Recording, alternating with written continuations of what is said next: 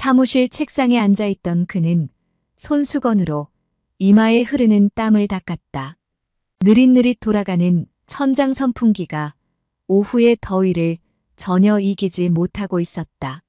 서류 더미가 쌓인 나무 책상 위에서 구자라트에 있는 삼성 공장 관련 최신 보고서를 집어들었을 때 그의 마음은 불안함으로 가득 찼다. 공장 출근율이 급격히 떨어지고 생산이 거의 멈춘 상태라는 경고가 적혀 있었기 때문이다. 심상치 않군.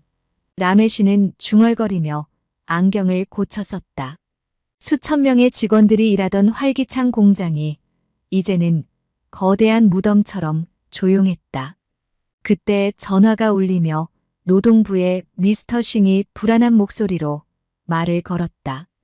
라메시, 공장 상황이 더 심각해졌어. 직원들이 대화 자체를 거부하고 공장 앞에 텐트를 치고 농성 중이야. 언론들도 몰려들고 있고 이제 거의 전국적인 관심사야. 라메시는 창밖을 내려다보며 평소처럼 바쁘게 움직이는 델리의 거리를 바라보았다. 겉으로 보기엔 평온해 보였지만 이 문제가 단순한 노동 분쟁을 넘어 국가 경제에 큰 영향을 미칠 수 있음을 직감했다. 파업이 단순한 임금 협상을 넘어섰고 삼성이 더 이상 여기에 남아있을지 고민하는 단계로 접어든 것이다. 며칠 동안 그는 무역 분석가로서 보고서 작성에 몰두했다.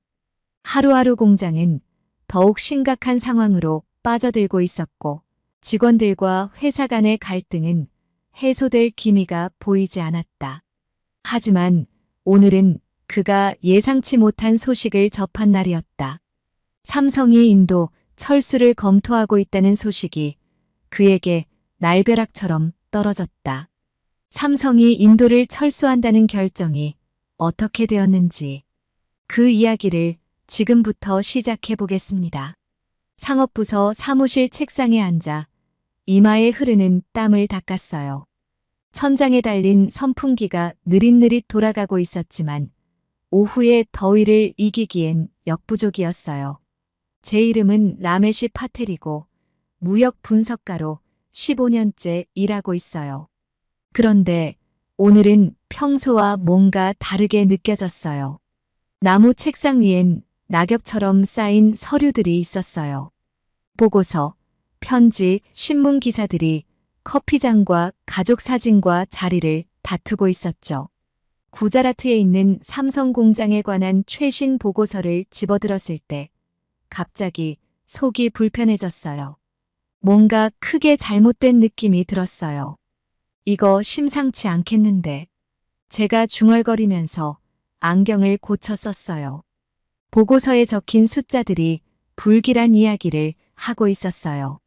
이번 주에 직원 출근율이 75%나 떨어졌고 생산은 거의 멈춘 상태였어요. 수천 명의 직원들로 활기차게 돌아가던 공장이 이제는 거대한 잠자는 괴물처럼 조용해졌다는 거예요. 그때 전화가 울려서 깜짝 놀랐어요. 노동부의 미스터 싱이었어요. 라메시, 오늘 보고서 봤어? 그의 목소리엔 전에 없던 걱정이 묻어 있었어요. 지금 보고 있어요. 제가 대답하면서 책상 위에 보고서를 펼쳐놨어요. 상황이 더 안 좋아지고 있어요.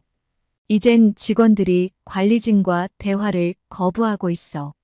공장 입구 밖에 텐트를 치고 농성 중이야. 현지 뉴스 채널들도 다 와 있고 이제 거의 미디어 서커스가 되어가고 있어. 저는 일어나서 사무실 창가로 다가가 아래로 보이는 델리의 바쁜 거리를 내려다봤어요. 거리엔 음식 장수들이 손수레를 밀고 다니고 오토릭샤들은 끊임없이 경적을 울리고 있었어요. 겉으로는 평소와 다름없는 일상처럼 보였지만 저는 이 문제가 얼마나 심각한지 잘 알고 있었어요. 이 노동 분쟁은 단순한 일이 아니었어요. 큰 변화가 올 수도 있는 상황이었죠. 몇 주 동안 이 문제가 커지는 걸 지켜봤어요. 처음엔 간단해 보였어요. 직원들이 더 나은 임금과 복지를 요구하는 거였으니까요. 공장에서 이런 일은 흔해요. 보통은 회사와 직원들이 협상하고 약간의 의견 충돌 후에 서로 합의점을 찾죠. 제가 이런 일을 수백 번은 봤으니까요. 그런데 이번엔 뭔가 다르게 느껴졌어요. 직원들은 작은 변화를 요구하는 게 아니었어요. 큰 변화를 원했어요. 그리고 삼성이라는 세계에서 가장 큰 회사 중 하나가 제가 예상한 대로 반응하지 않았어요. 뭔가 멀게 느껴졌어요. 그들은 마치 이 한 공장 이상의 더 큰 무언가를 생각하고 있는 것 같았어요. 저는 다시 책상으로 돌아와 노트북을 열었어요. 받은 편지함엔 이메일이 쏟아지고 있었어요. 다른 정부 부서에서 보낸 메시지들, 기자들이 질문을 보내온 메일들, 인도 내 다른 공장을 운영하는 회사들의 걱정 가득한 메일들이었어요. 모두가 똑같은 질문을 하고 있었어요. 앞으로 무슨 일이 벌어질 거냐고. 그때 비서 프리아가 문을 두드리더니 더 많은 서류를 가져왔어요.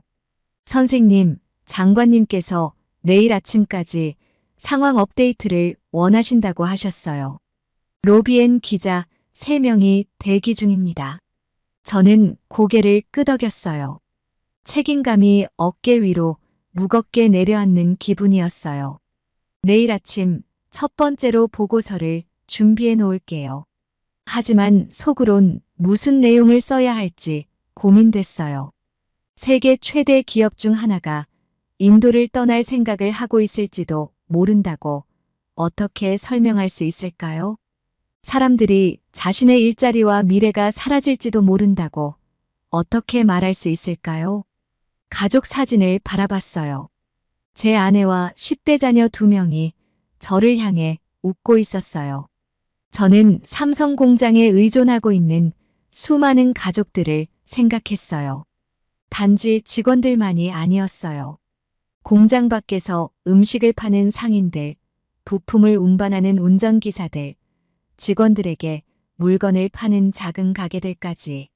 이 공장은 마치 거대한 나무처럼 뿌리가 넓게 퍼져 있었어요. 저는 깨끗한 종이를 꺼내 보고서를 쓰기 시작했어요. 창밖으로 해가 지고 있었어요. 하늘은 주황빛과 분홍빛으로 물들어 있었죠. 오늘도 늦게까지 사무실에 있을 것 같았어요. 하지만 이건 반드시 제대로 써야 했어요. 너무 많은 것이 걸려 있었으니까요. 저는 컴퓨터 화면을 뚫어져라 쳐다보면서 삼성 공장 파업에 대한 새 보고서들이 들어오자 숫자들이 바뀌는 걸 지켜보고 있었어요. 무역 분석가로서 이런 문제들을 추적하는 게 제 일이에요. 처음 이 일이 어떻게 시작됐는지 아직도 기억해요. 처음엔 그다지 걱정할 정도는 아니었어요.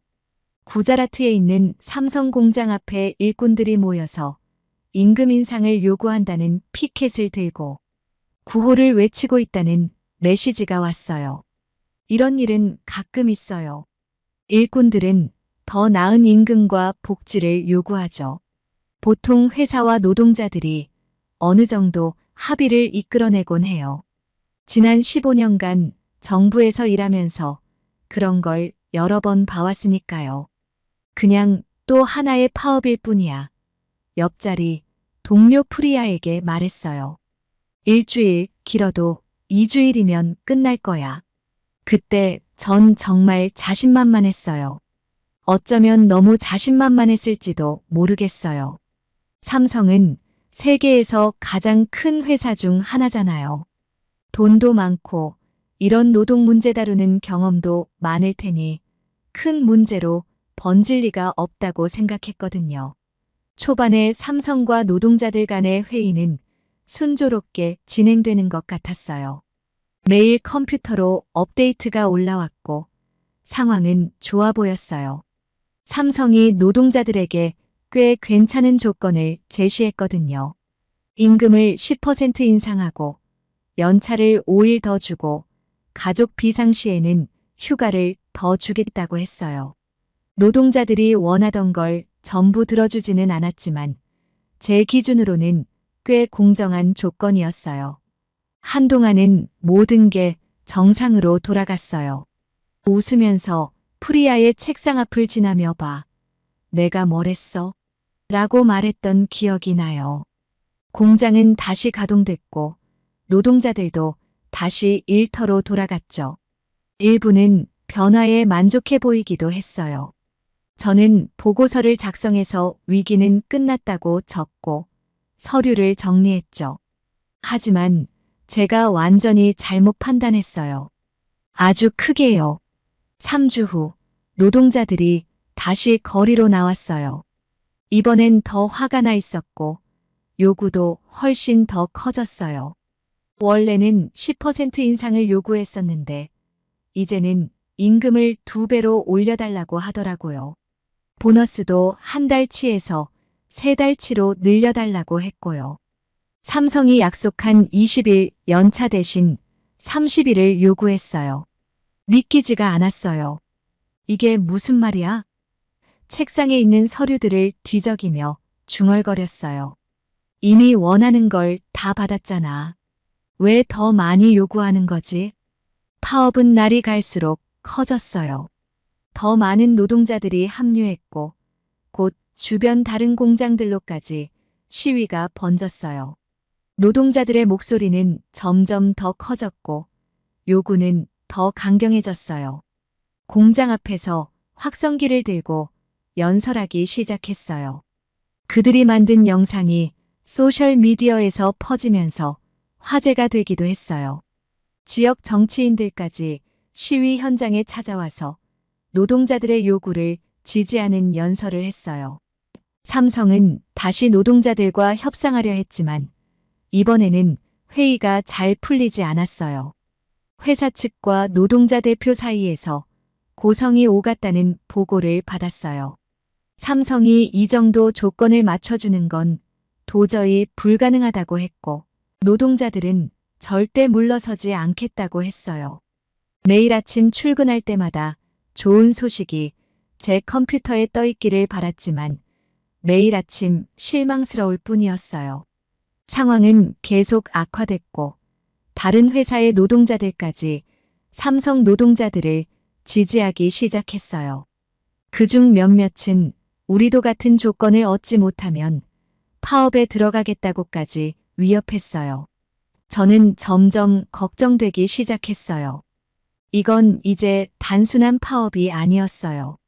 뭔가 달랐고 훨씬 더 심각해 보였어요. 델리의 바쁜 거리를 창밖으로 내다볼 때마다 이게 우리가 예상하지 못한 더 큰 문제의 시작이 아닐까 하는 생각을 떨칠 수가 없었어요. 그리고 그때는 제가 느낀 이 불안감이 얼마나 맞았는지 미처 몰랐죠.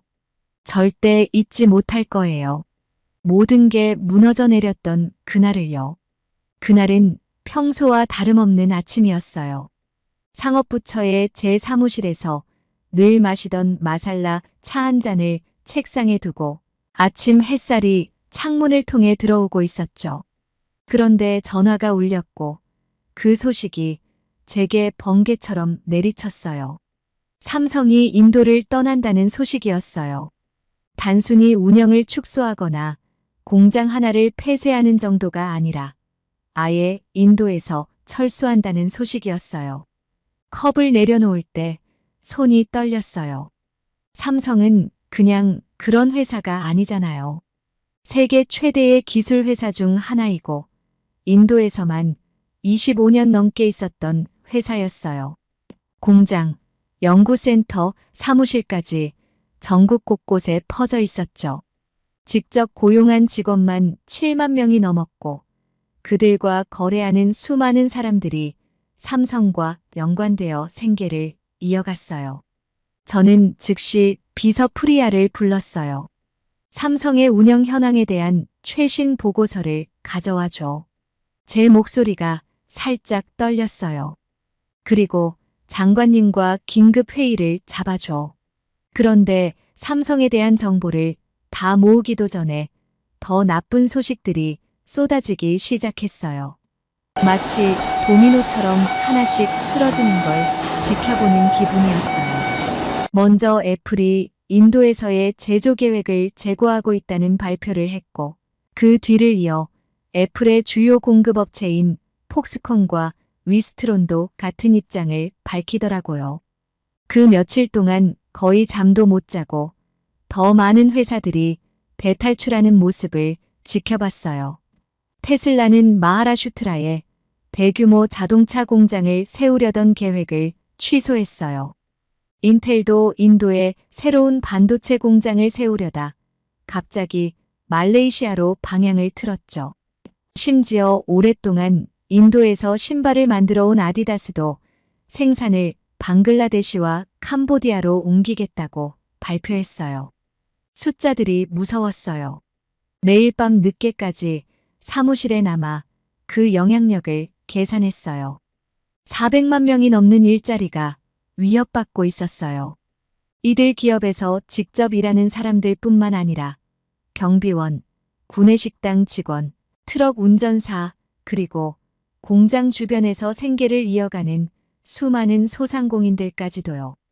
우리 경제학자들은 인도의 GDP가 5% 이상 하락할 수 있다고 예측했어요. 그 말은 우리나라가 수십억 달러를 잃는다는 뜻이었어요. 그동안 그렇게 애써 유치했던 외국 자본이 매년 400억 달러씩 빠져나갈 거라고 예상했죠. 매일 사무실 복도를 지날 때마다 점점 더 무기력해지는 기분이 들었어요. 제 전화는 걱정하는 사업주들, 노조 지도자들, 지역정부 관계자들의 전화로 계속 울렸어요. 우리 노동자들은 어떻게 되는 건가요? 공장 근처의 작은 가게들은 어떻게 하죠? 직원들을 위해 짓고 있던 주택단지들은 어떻게 되는 거죠? 라는 질문들이 쏟아졌어요. 가장 힘들었던 건 피해를 입은 지역들을 직접 방문했을 때였어요. 삼성이 가장 큰 공장을 두고 있던 구자라트에 갔을 때 예전에는 활기찼던 거리가 이제는 소름 끼칠 정도로 조용했어요. 10년 동안 공장 노동자들에게 식사를 제공해온 작은 식당 주인 라제쉬를 만났는데 그의 눈에는 눈물이 그렁그렁했어요. 공장 노동자들이 없으면 제 가게는 망해요. 제 아이들의 교육, 그들의 미래, 모든 게 여기 달려 있어요. 인도의 실리콘밸리로 알려진 벵갈루루에서도 분위기는 마찬가지로 암울했어요. 사람들은 미래를 걱정하며 부동산 가격이 떨어지기 시작했어요. 이들 회사에서 일자리를 얻기 위해 준비하던 젊은이들을 위한 교육센터들도 갑자기 텅 비었어요. 불과 몇 주 전까지만 해도 손에 잡힐 듯 했던 꿈들이 이제는 점점 멀어져 가고 있었어요. 매일 아침 저는 더 일찍 출근했어요. 이 재앙을 막을 방법을 찾으려고요. 그런데 시간이 갈수록 상황은 더 악화되는 것 같았어요. 국제경제 뉴스에서는 인도의 제조업 위기라는 기사가 계속 나왔고 다른 나라들은 벌써 우리를 떠나는 기업들을 환영할 준비를 하고 있었어요. 보고서와 통계 자료들로 가득 찬 책상 앞에 앉아 있으면서 우리가 어떻게 이 지경까지 오게 된 걸까? 그리고 이걸 해결할 방법이 있을까? 라는 생각이 머릿속을 떠나지 않았어요. 책상에 앉아서 휴대폰을 한참 동안 쳐다보고 있었어요. 수화기 너머로 손이 떨리면서 주요 기업들 대표들과의 미팅을 잡기 위해 번호를 눌렀죠. 제가 무역 분석가로서 여러 복잡한 상황을 다뤄본 적은 많았지만 이번 건은 다르게 느껴졌어요. 마치 카드로 만든 집이 천천히 무너지는 걸 지켜보는 기분이었어요.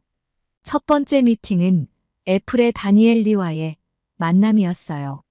그는 깔끔한 파란 정장을 입고 어수선한 제 사무실과는 대조적으로 정돈된 모습으로 앉아 있었죠. 그의 뒤로 아침 햇살이 비추면서 마치 그에게 황금빛 테두리가 있는 것처럼 보였어요. 만나주셔서 감사합니다. 리 씨, 제가 목소리를 가다듬으며 말했어요. 애플이 인도를 떠나려는 이유를 이해하고 싶습니다. 다니엘은 의자 앞으로 몸을 기울이며 진지하지만 친절한 표정을 지었어요. 파텔 씨, 이건 단지 애플만의 문제가 아니에요. 삼성이 떠나기로 했을 때 우리 모두에게 강력한 메시지를 보낸 거죠. 삼성은 단순한 회사가 아닙니다. 현지 커뮤니티와 협력하고 여러 나라에 적응하는데 최고로 꼽히는 회사예요. 저는 그의 말을 들으며 노트에 적었어요. 펜을 움직일 때마다 점점 더 무거워지는 느낌이 들었어요. 그런 삼성도 이곳에서 성공하지 못했다면 다니엘이 말을 이었어요. 상황에 뭔가 큰 문제가 있다는 신호라고 볼 수 있죠. 다음은 테슬라의 사라 첸과의 미팅이었어요. 그녀는 빨간 블레이저를 입고 직설적인 말투로 제 속을 뒤틀리게 만들었어요. 오후가 되자 날씨가 흐려졌고 제 기분도 그 흐림에 맞춰졌어요. 파텔 씨, 그녀가 팔걸이를 두드리며 말했어요. 한국은 단순히 제조업에서 또 하나의 나라가 아니에요. 그들은 선도자입니다. 그들이 가능성을 보여줘요. 삼성이 노동 문제를 해결하지 못하고 떠나는 건 우리 모두에게 경고와도 같죠. 저는 그녀에게 차를 권하며 그녀의 말을 천천히 곱씹을 시간을 벌었어요. 하지만 테슬라는 상황이 다르지 않나요? 제가 희망을 담아 물었죠. 그녀는 고개를 저었어요. 제조업은 거대한 거미줄 같아요. 큰 거미 하나가 떠나면 그 줄 전체가 흔들리기 시작하죠. 세 번째 미팅은 폭스콘의 제임스 원과의 만남이었어요. 그는 차트와 그래프를 가져왔지만 제 시선을 사로잡은 건 딱 한 가지 숫자였어요. 70%. 삼성과 SK 하이닉스가 세계 메모리 칩 시장의 70%를 차지하고 있었죠. 쇼핑몰을 생각해 보세요. 제임스가 손을 움직이며 설명했어요. 삼성은 이 몰에서 가장 큰 상점 같은 거예요. 그들이 떠나면 다른 상점들도 걱정을 하기 시작하죠. 몰에 오는 사람들도 줄어들고요. 그러면 작은 가게들마저 이사를 고려하게 되는 거예요. 저는 창밖을 바라봤어요.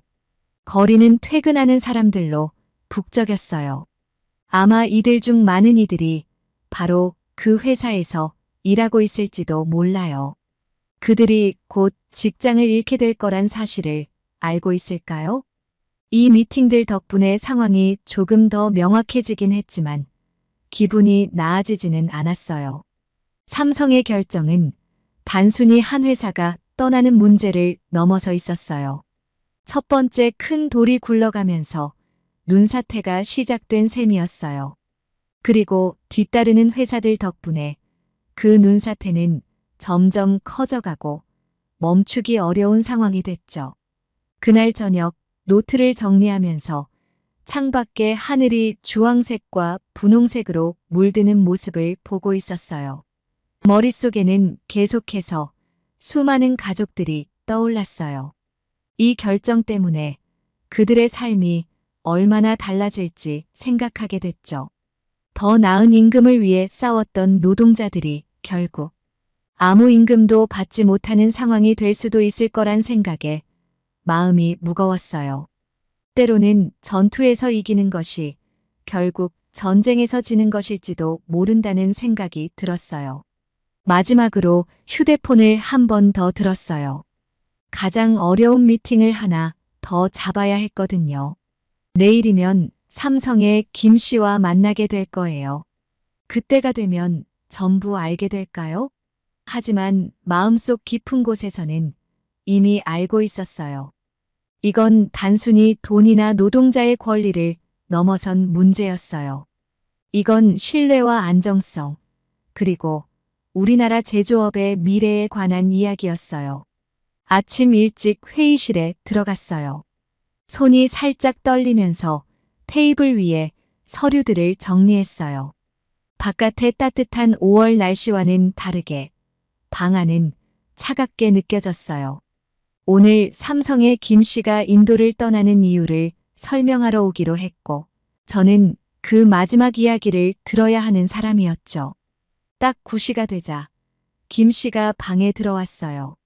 그는 단정한 회색 정장을 입고 얇은 검은 서류철을 들고 있었어요.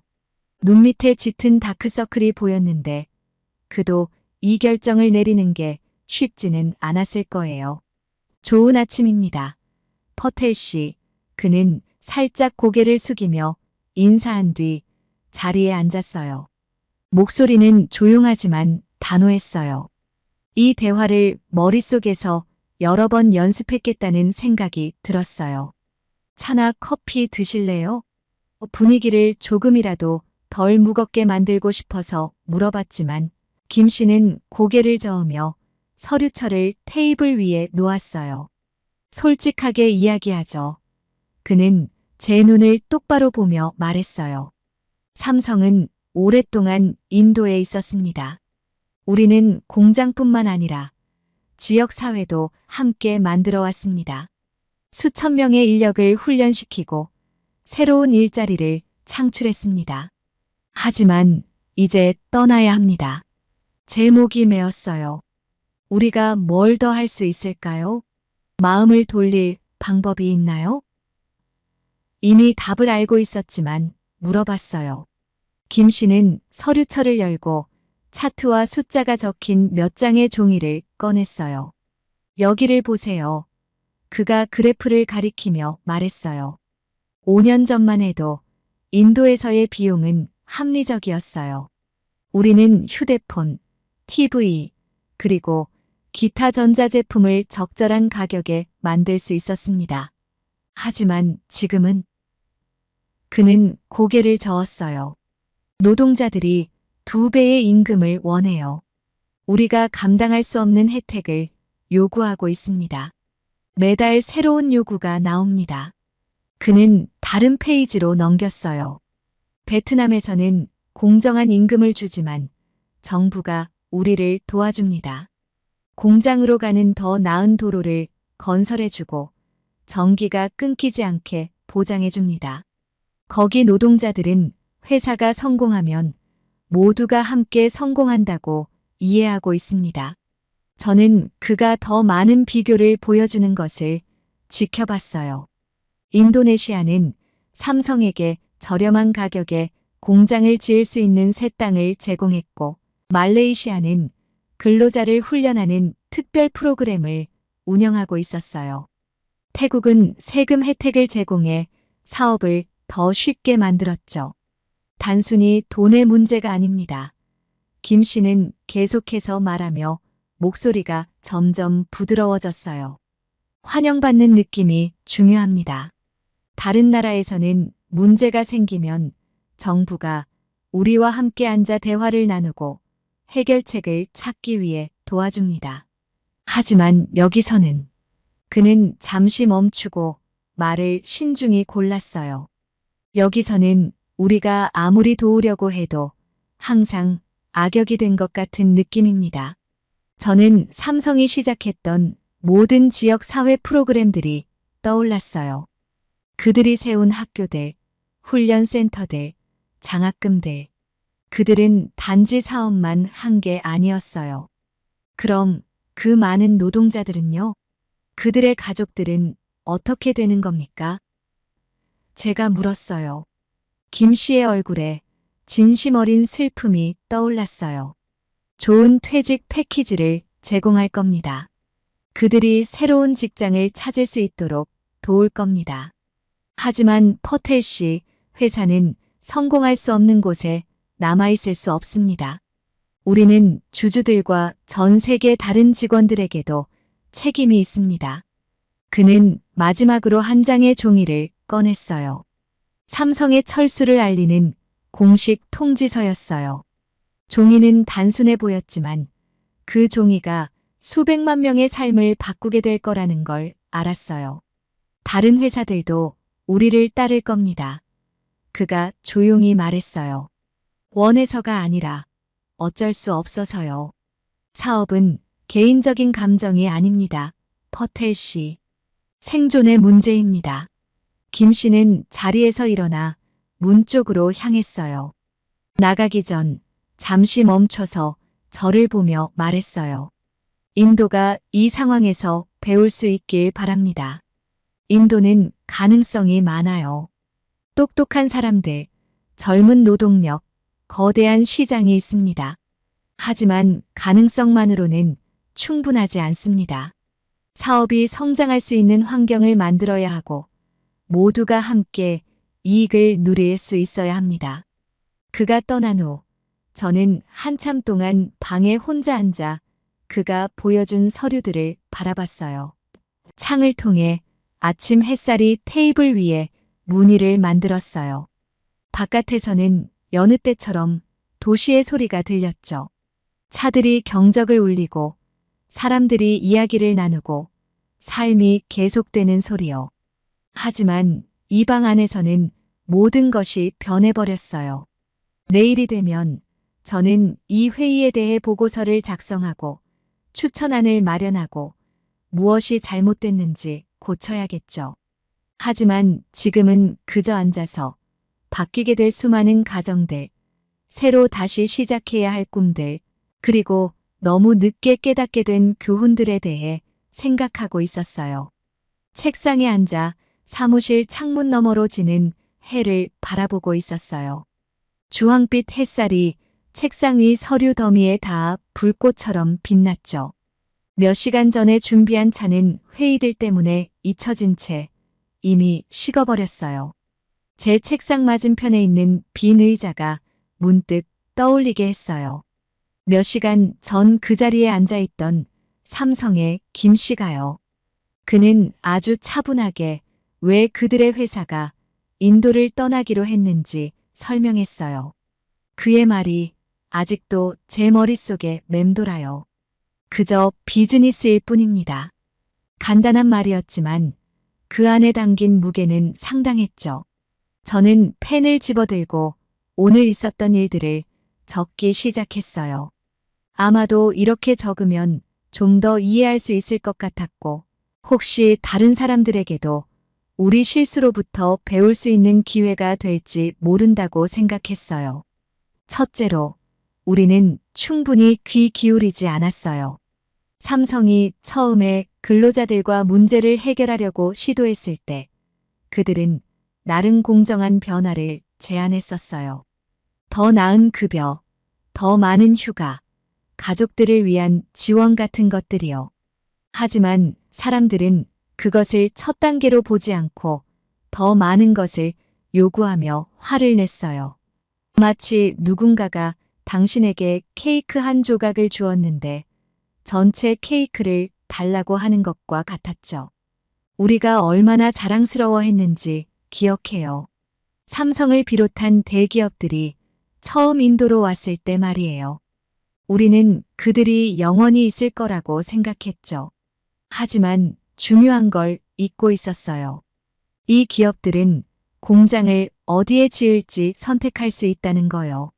베트남, 인도네시아 같은 나라들은 그들을 두 팔 벌려 환영할 준비가 되어 있었어요. 창밖을 내다보니 산업지역으로 이어지는 고속도로가 보였어요. 보통 이 시간엔 수천 명의 근로자들이 공장에서 퇴근하는 길이었을 텐데 도로가 한산해 보였어요. 그 빈 차들과 버스들은 우리 실수의 대가를 보여주고 있었어요. 잃어버린 일자리들, 그리고 가족들이 미래에 대해 불안해하는 모습이 떠올랐어요. 공대를 갓 졸업한 제 조카 생각이 났어요. 그는 대형 IT 기업에서 일하게 될 생각에 들떠 있었어요. 하지만 이제는 다른 나라에서 일자리를 찾아야 할지도 몰라요. 이젠 그저 보고서 속 숫자 문제가 아니라 진짜 사람들의 삶에 관한 문제였어요. 더 안타까운 건 다른 회사들도 떠나고 있다는 점이었어요. 마치 도미노처럼 하나씩 무너지는 걸 보는 것 같았어요. 삼성이 떠나자 애플이 뒤따랐고 그 뒤로 테슬라, 그리고 또 다른 회사들이 이어졌어요. 한 회사가 떠날 때 그들이 가져가는 건 단지 자신들의 일자리만이 아니었어요. 부품과 서비스를 공급하던 작은 회사들의 일거리도 함께 사라졌죠. 하지만 이렇게 앉아서 슬퍼하는 것만으로는 해결이 안 돼요. 이번 상황에서 배워야 할 것들이 있었어요. 그래서 저는 교훈 목록을 적기 시작했어요. 1.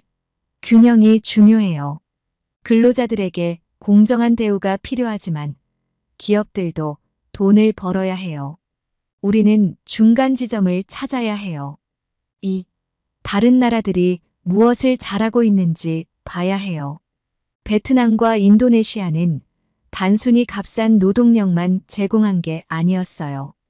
그들은 기업들이 사업을 쉽게 할 수 있도록 도로와 발전소를 지었고 명확한 규칙을 만들고 이를 지켰어요. 3. 대기업들은 단지 일자리만 가져오는 게 아니에요. 그들은 현지 근로자들에게 새로운 기술을 가르치고 작은 회사들이 성장할 수 있도록 도와줘요.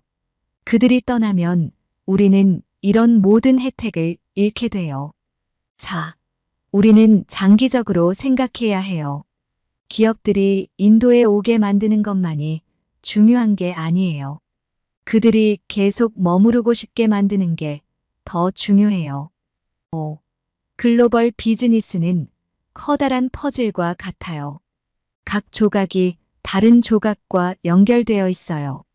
삼성이 떠나자 휴대폰 부품을 만드는 회사들, 배송 서비스, 심지어 공장 근처 식당들까지 모두 영향을 받았어요.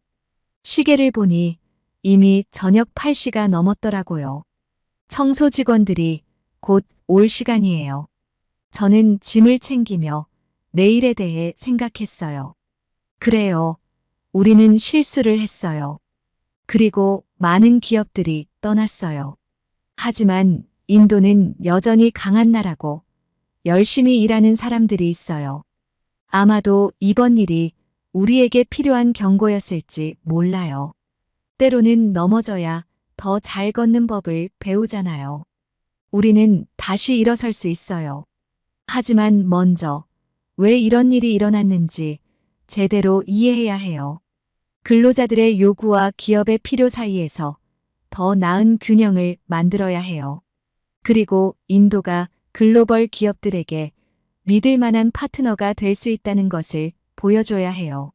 저는 어둑한 저녁빛 속에서 차로 걸어가며 스스로 다짐했어요. 이 교훈들을 가능한 많은 사람들과 나눌 거라고요. 우리가 이미 일어난 일을 되돌릴 수는 없지만 여기서 배울 수는 있어요.